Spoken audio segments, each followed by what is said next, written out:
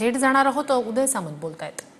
आणि ओबीसी बद्दलची भूमिका महाविकास आघाडीची काय आहे हे त्यांनी स्पष्ट केली पाहिजे. म्हणजे कोणी महाविकास आघाडीच्या नेत्यांनी असं एक महत्त्वाचं स्टेटमेंट आहे ते शरद पवार साहेबांकडून. ते असं म्हणाले की घटना दुरुस्ती करून महाराष्ट्रातल्या मराठ्यांना वाढीव आरक्षण देणं शक्य आहे.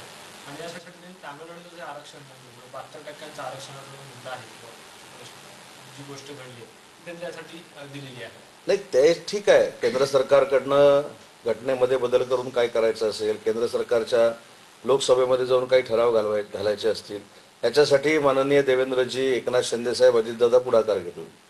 पण माझा प्रश्नाचं उत्तरच कोण देत नाही. पवार साहेबांनी देखील सांगितलं पाहिजे की ओबीसीच्या आरक्षणातनं मराठा समाजाला आरक्षण द्यायचं की नाही. याचं कारण असं आहे, मनोज जरांगे पाटलांची भूमिका काय आहे की ओबीसी मधनंच आरक्षण दिलं पाहिजे. मग ओबीसी मधनं आरक्षण देताना मराठा समाज त्याच्यामध्ये बसणार आहे काय किंवा बसवावा काय, हे उत्तर कोणच देत नाही ना. सगळे पॉलिटिकल गोष्टी करत आहेत. मनोज जरांगेंच्या गर्दीकडे बघून स्वतःच्या विजयाचे आराखडे मांडतायत. म्हणजे महाविकास आघाडीच्या नेत्यांनी संयुक्त पत्र काढलं पाहिजे की ओबीसीच्या मधनं मराठा समाजाला आरक्षण द्यायचं असेल तर होय पत्र काढा, नाहीतर नाही पत्र काढा. दुटप्पी भूमिका कशाला. आमची भूमिका काय आहे की मराठा समाजावर कुठच्याही बाबतीचा अन्याय होता कामा नये. मराठा समाजाचं आरक्षण टिकलं पाहिजे, मराठा समाजाला न्याय मिळाला पाहिजे. परंतु मराठा समाजाला न्याय देत असताना ओबीसी समाजावर देखील अन्याय होता कामा नये, त्यांचं काही कमी होता कामा नये, ही आमची सगळ्यांची भूमिका आहे. सर, शेवटचे 2 प्रश्न. संजय राऊतांचं म्हणणं असं आहे की अमित शहा इकडे आले, रामदासच्या दर्शनाला गेले, पण त्यांनी केंद्राशी हा सगळा विषय संबंध असतात. म्हणजे शरद पवार साहेब म्हणाले की घटना दुरुस्ती मी करून सांगू का, मनोज जरांगेंची सहानुभूती आपल्याला कशी मिळेल याचा प्रयत्न अनेक लोक करत आहेत. अनेक लोक. मला असं वाटतं की यांच्या पत्रकार परिषदेला तसं बघायला गेलं तर काही महत्त्व नाही. अमित शहा साहेबांनी काय करायचं, जे पी नड्डांनी काय करायचं, PM मोदी साहेबांनी काय करायचं, हे ते ठरवतात. म्हणूनच तिसऱ्यांदा ते सत्तेमध्ये आले किंवा नरेंद्र मोदी साहेब पंतप्रधान झाले. ह्यांच्या सल्ल्यानं वागले असते तर हे काहीच झालं नसतं. ह्यांच्या सल्ल्यानं काही वागतायत म्हणून विधानसभेत काय झालं तुम्हाला माहिती आहे. त्याच्यामुळे कुठचंही आंदोलन झालं, कुठचाही नेता आपल्या गळाला लागला पाहिजे, त्याची सहानुभूती आपल्याला मिळाली पाहिजे. पण प्रचंड मोठा प्रयत्न काँग्रेसकडनं, UBT-कडनं केला जातोय. मी NCP-कडनं असं म्हणणार नाही. NCP-कडनं का म्हणणार नाही शरद पवार साहेबांच्या, कारण शरद पवार साहेबांच्या NCP-नं मंडल बचाव यात्रा काढलेली आहे. म्हणजे ओबीसी बचाव, थोडक्यात ओबीसीचं आरक्षण बचाव. म्हणूनच मला म्हणायचं, एकीकडे ओबीसीचं आरक्षण बचाव म्हणून आपण यात्रा काढतोय आणि एकीकडे मराठा समाजाला आरक्षण द्या म्हणून सांगतोय. त्याच्यातली खरी भूमिका काय ही स्पष्ट झाली पाहिजे. आणि बाकीच्या पत्रकार परिषदेला फार मोठं महत्त्व आहे असं मला काय वाटत नाही. उपसमिती कॉन्शियस क्लिअर ठेवून निर्णय घेईल आणि त्याच्यामध्ये स्वतः शिंदेसाहेब हे अतिशय पारदर्शक माजी न्यायमूर्ती असल्यामुळे योग्य तो निर्णय होईल. सर, एकदम शेवटचं. नितेश राणे असं म्हणतात की या आंदोलनामुळे, मराठा आंदोलनामुळे मनोज जरांगे हे हिंदूंमध्ये फूट पाडतायत. त्याच्यावरती साधारणपणे मी मराठा समाजाला आरक्षण देण्याच्या समितीमध्ये आहे. त्याला कॅबिनेटचा दर्जा आहे. कॅबिनेट 40 लोकांचे असताना देखील कॅबिनेट आमची 7 लोकांची केलेली आहे उपसमिती. त्याच्यामुळे मला बोलताना उपसमितीचा सदस्य म्हणून बोललं पाहिजे.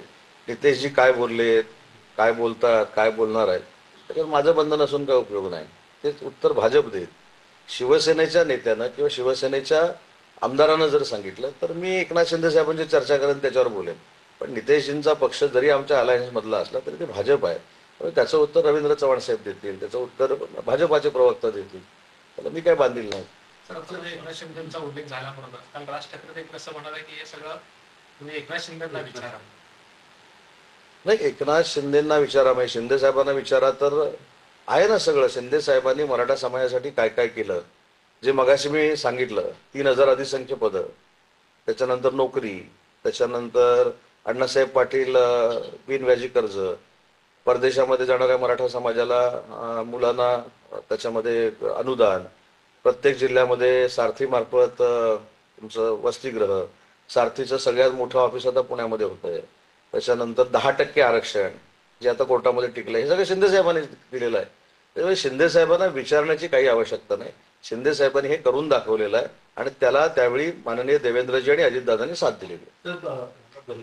त्यावेळेला जेव्हा नवीन जरांगे आले त्याला शिंदे ते आंदोलन जे आहे ते पूर्णपणे थांबवायला लावलं होतं. या अनुषंगाने तो विचारलेला प्रश्न आहे. तर त्यावेळेला ते काय साहेब, त्याच्यानंतर छत्रपती शिवाजी महाराजांची शपथ घेऊन माननीय एकनाथ शिंदे साहेबांनी 10% हे आरक्षण मराठा समाजाला दिलं आणि ते आजही टिकलेलं आहे.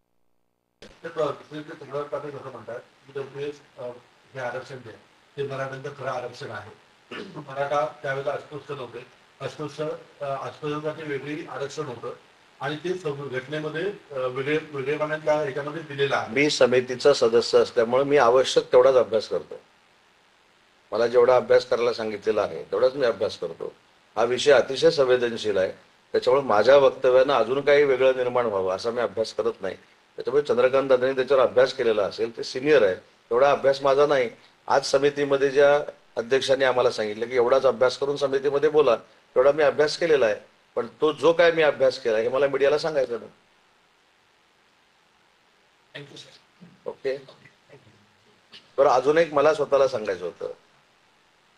मुंबई गोवा महामार्गाच्या संदर्भामध्ये अनेक ठिकाणी वेगवेगळ्या बातम्या दिल्या जातात, पसरवल्या जातात.